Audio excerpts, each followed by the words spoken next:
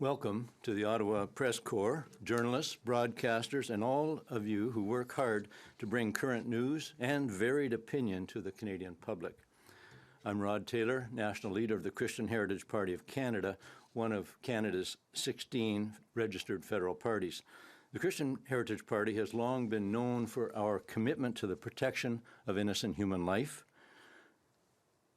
from conception until death, and that's a position we still hold, and on this position we stand alone. However, many of our policies on economic and other issues are not as well known.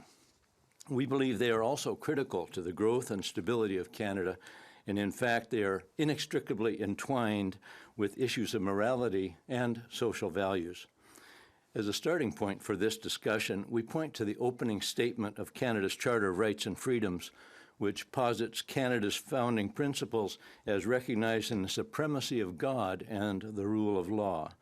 In terms of governing Canada, its provinces, territories, and municipalities, a departure from these principles is contrary to the spirit and the letter of the Charter. It also puts at risk not only the rights and freedoms it was intended to protect, but the economic well-being of Canadian families and the nation itself. For Canada to survive as a nation, we need our economy to be strong, and it is to this end that I offer the following remarks. Those citizens who acknowledge the Creator and who recognize His supremacy in all things are familiar with the concept of seeking His blessing and guidance in all we do. We understand that His moral code, much of which is entrenched in our founding documents and in legislation passed at all levels of government, carries with it a promise of blessing for those who obey it and a judgment for those who despise its precepts. We in the CHP believe this has relevance in the areas of economics, health, productivity, and security. I want to offer some practical applications of this perspective for your consideration, because our God is a very practical God. We desire to see His blessing on Canada, on our homes, on our businesses, on our cities and farms, on our international reputation, on our justice system, on our schools, and on the generations yet to be born. As the scriptures say, blessed is the nation whose God is the Lord. So let's begin with a sober assessment of where we are today economically. Well, Canada is deeply in debt. The federal government owes about $1.2 trillion, and a trillion is 1,000 billion, a billion is 1,000 million, so that's a lot of money. Our current government is adding to that debt using the current taxpayers and future taxpayers' credit card at the rate of $109 million every day. Yes, our federal debt is growing by $109 million per day. And what is that debt costing? Well, Canada, believe it or not, is paying out about $120 million every single day in interest alone on that debt. No apparent effort is being made to reduce the debt or the cost of servicing the debt. In fact, as interest rates go up at home and around the world, the cost of debt servicing will continue to rise. I'm sure every politician in the country could think of a better use of $120 million per day than to pay it to the international banksters. But very few of those politicians have had the honesty, the courage, or the fiscal discipline to cut wasteful spending in order to achieve a balanced budget, and that's what it takes. It's too easy to use borrowed money to promise voters their certain programs and entitlements, the cost of which exceeds the amount that can be raised by taxes. But those costs and the costs of debt servicing that follow are not only a burden on current taxpayers, but a hidden burden on future generations who will have neither benefited directly from the expenditures nor have had a voice in approving them. In this way, deficit spending is theft from the generations yet to be born. The second unintended consequence of deficit spending is that it devalues our currency by expanding the money supply. Canadians today are already feeling the impact of Canada's growing debt. Inflation is recognized by rising prices, but one of the reasons for those price hikes is the devalued dollar. Citizens not only have increased taxes and fees, but they must pay them out of a paycheck that is now stretched perilously thin by the price of groceries, heating fuel, transportation, and lodging. Some politicians want to blame businesses for all this, but they fail to address the other root cause, wasteful government spending. We in the Christian Heritage Party have long had a policy of mandatory balanced budgets. Now, it's good to hear other parties beginning to use the phrase, but if history tells us anything, it is that both Liberals and Conservatives, when in power, have used the power of the purse to remain in power. In other words, they have used taxpayers' money and borrowed money to buy votes.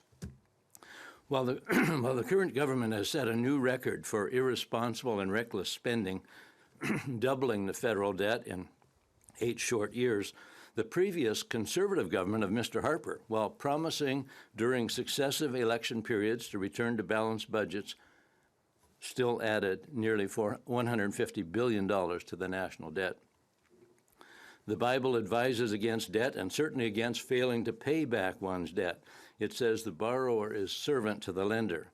Canada has indeed become a servant to those from whom we have borrowed, and our failure to address this has led to a situation where we are now borrowing to pay the interest on our existing debt. This sets a bad example for our citizens, and if we continue down this path, will eventually lead to bankruptcy. And what about the negative economic consequences of other policy decisions being made by our elected representatives? Where shall we begin? The shedding of innocent blood in abortion clinics has some very observable economic costs. Since 1970, Canada has killed over 4 million preborn babies. At a current rate, generally estimated at about 100,000 per year, that is the equivalent of about 4,000 classrooms of children every year. And that would be the cutting of 4,000 teacher jobs every year. It also represents an annual loss of sales income for food, clothing, toys, books, bicycles, etc.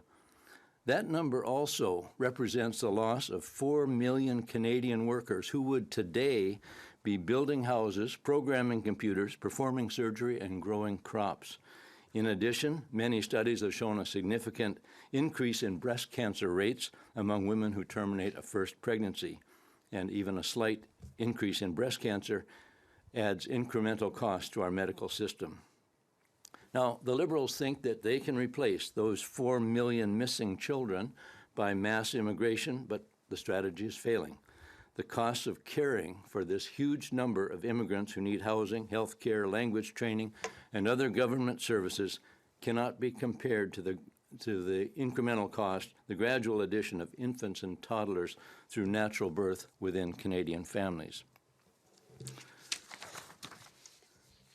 On top of the outright measurable economic costs of abortion, there are the immeasurable, very real outcomes that can be reasonably expected when we violate God's laws. It appears that Canada is already under judgment for the shedding of innocent blood. Who's to say that the fires, floods, droughts, pandemics, economic downturns, increased crime, poor crops, and a falling dollar are not warnings to us to repent of our national sins and to rededicate our nation to the Lord. After all, He made us, male and female He made us, in His image He made us. As our Creator, He knows what's best for us, and His command, "Thou shalt not kill," innocent human life, is not a suggestion. It is an eternal law written in our hearts, even if politicians and judges have ignored it in written legislation.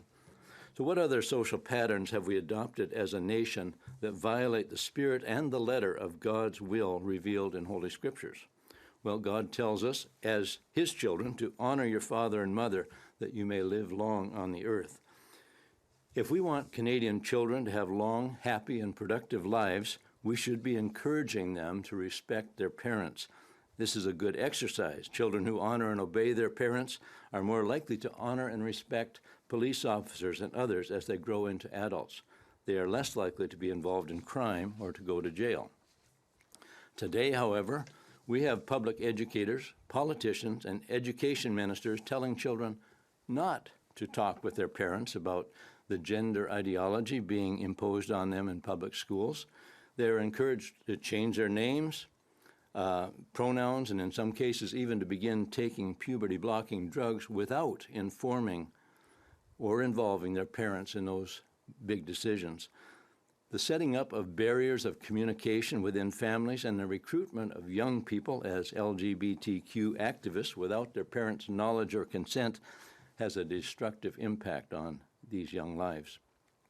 Some of them, when they take further steps, some has gone as far as taking cross-sex hormones, enduring physical mutilation, removal of body parts, and irreversibly embracing a lifestyle inconsistent with their biological genders, they may find themselves unable to reproduce and often subject to depression and suicide.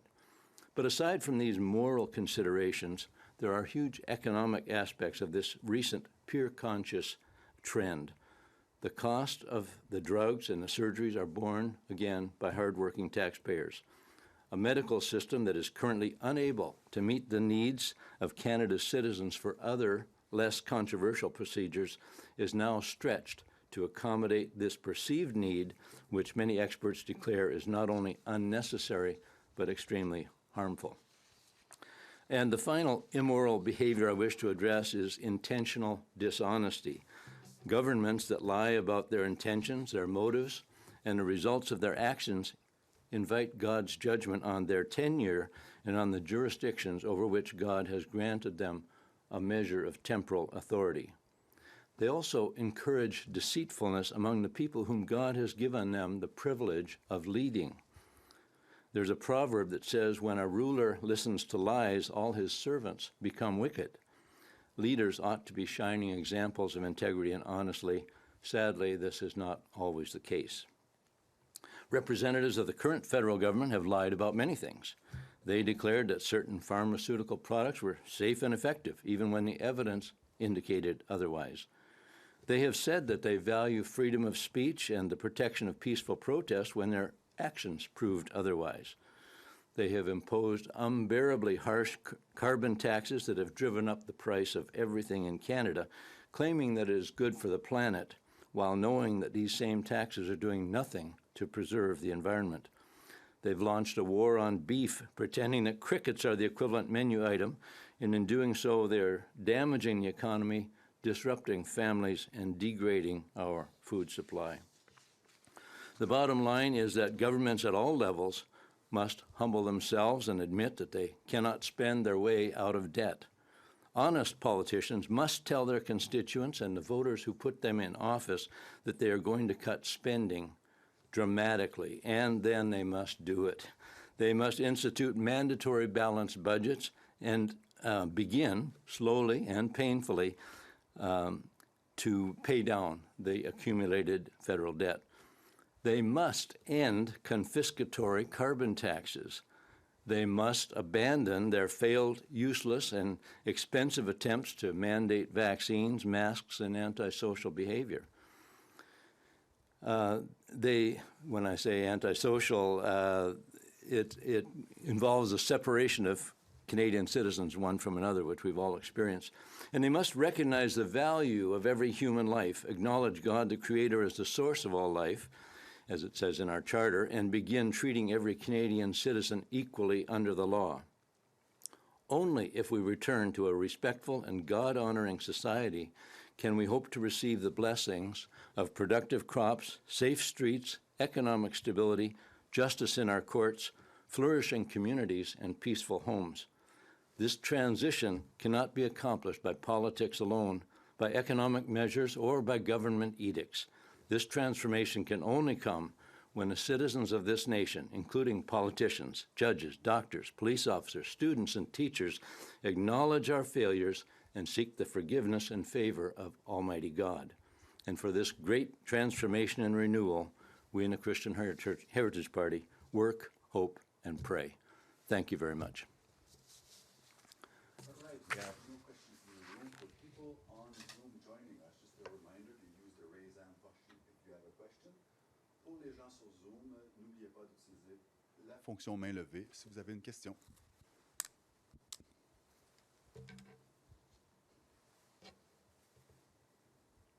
All right, this concludes the press conference. Ceci met fin à la conférence de presse. Merci beaucoup. Thank you very much. Thank you. Thank you so much.